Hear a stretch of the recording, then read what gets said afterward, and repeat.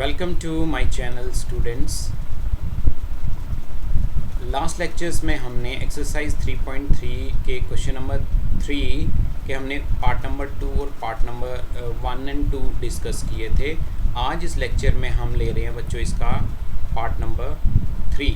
अगर आपने पहले वाले 2 पार्ट्स का लेक्चर नहीं देखा है तो डिस्क्रिप्शन में मैंने लिंक दे रखा है, आप वहाँ से उनका सोल्यूशन जो है वो देख सकते हैं बच्चों। ठीक है, so let us come to part number 3 बच्चों।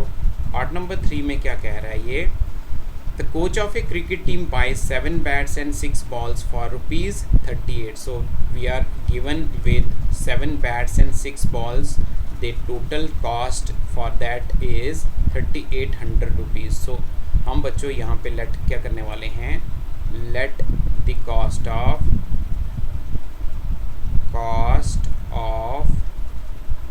1 बैट, एक बैट का कॉस्ट हम एज्यूम करने वाले हैं ₹X के equal, and the cost of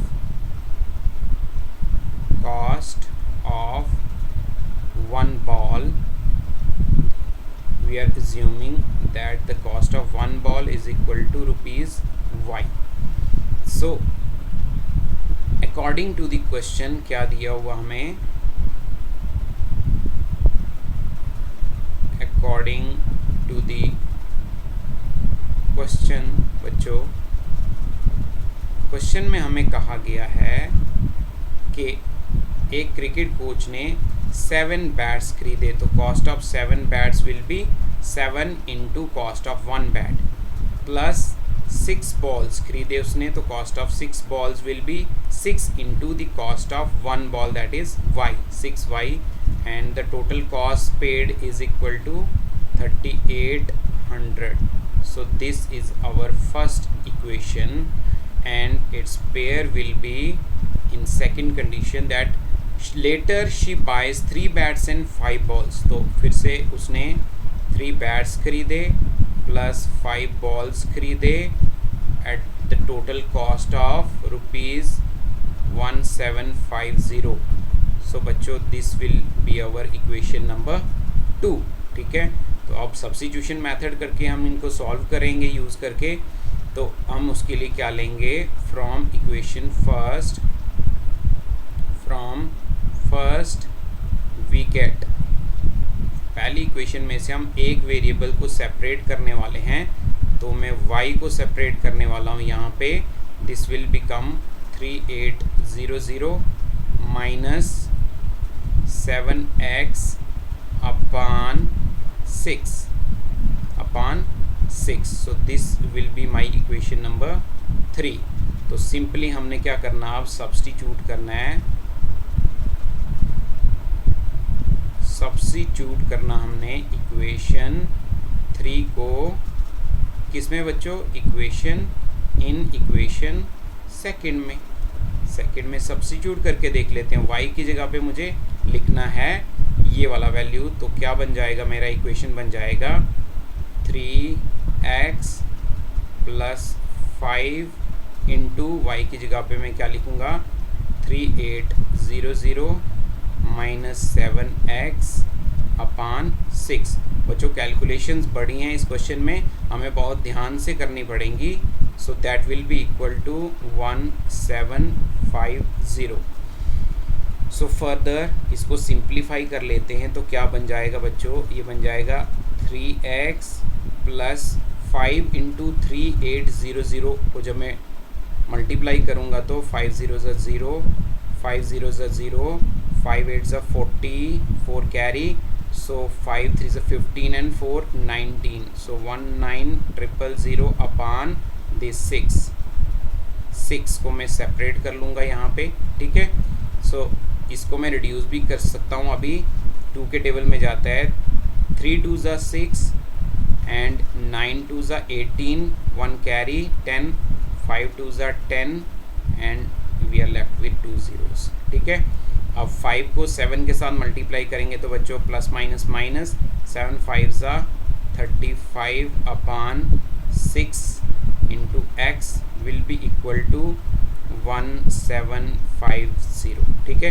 calculation बहुत ध्यान से करना बच्चों, क्योंकि कैलकुलेशंस थोड़ी बड़ी नंबर्स की हैं। ठीक है, so this further will equal to, अब मैं x वाली टर्म्स को सेपरेट कर लेता हूँ, तो ये मेरा बन जाएगा 3x minus 35/6x is equal to 1750, और इसको मैं ट्रांसपोज कर लूँगा तो बन जाएगा -9500/3 बच्चों। अब इनका मुझे सब्ट्रैक्शन करना है, तो एलसीएम ऑफ डिनोमिनेटर लेना पड़ेगा, तो आ जाएगा 6, यहाँ पे मैं एज्यूम कर लेता हूँ 1 है, रैशनल 6 1 ज़ा 6, 6 3 ज़ा 18x minus 35x which will be equal to, यहाँ पे भी ऐसा ही करना है, मुझे सब्ट्रैक्शन करना है तो डिनोमिनेटर्स का एलसीएम लेना पड़ेगा।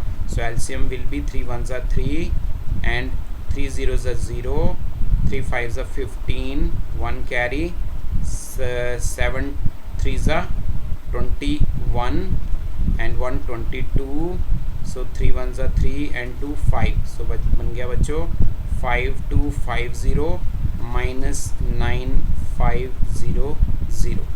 क्लियर है बच्चों? तो इसके बाद 18 माइनस 35 कितना बन जाता है बच्चों?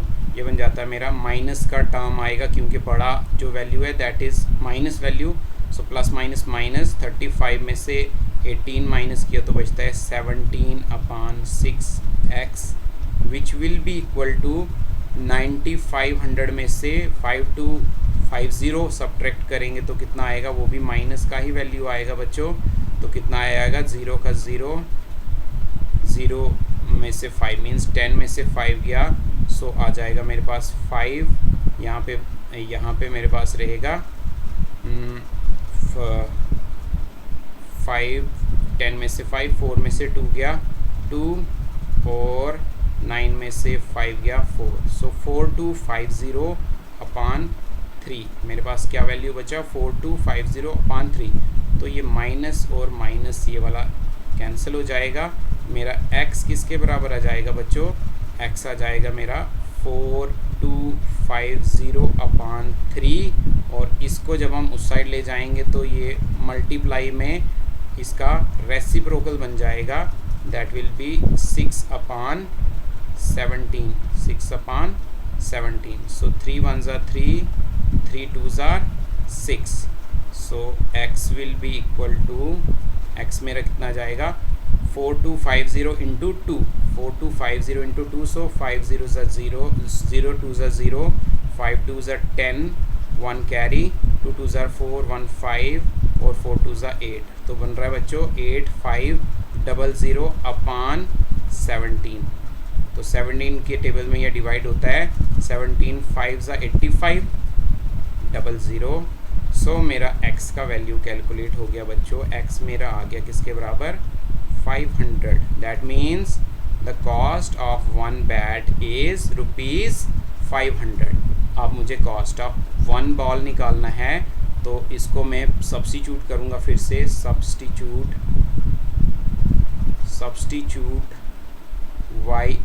y नहीं है बच्चों, x है ये, एक्चुअली x का वैल्यू हमने कैलकुलेट किया है, तो x is equal to, substitute x is equal to 500 in equation, third equation में मैं सब्स्टिट्यूट करूँगा, थर्ड इक्वेशन मेरा ये है, तो मेरा y का कैलकुलेट हो जाएगा value, y will be equal to like 3800 minus 7 into y था, तो y को रिप्लेस करना, सॉरी x था तो x को रिप्लेस करेंगे हम 500 के साथ, सो 500/6, so let us simplify these numbers, so we'll get 3800 minus 7 5 are 35, so 3500/6, so this will be equal to y is equal to 3800 में से 3500 निकाला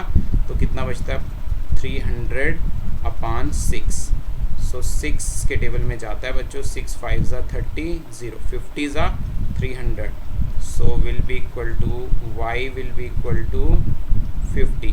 तो दैट मीन्स बच्चों the cost of one ball is equal to ₹50.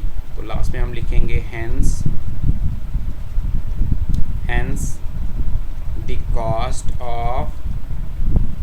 cost of one bat we assumed that equal to ₹X, so will be equal to ₹500. X का value 500 आया तो 500 rupees का एक बैट है and the cost of one ball which was we assumed equal to ₹Y, which is equal to 50. So this is our solution. This completes our solution. So hope to see you in the next session soon बच्चों. ठीक है, till then take care, bye bye.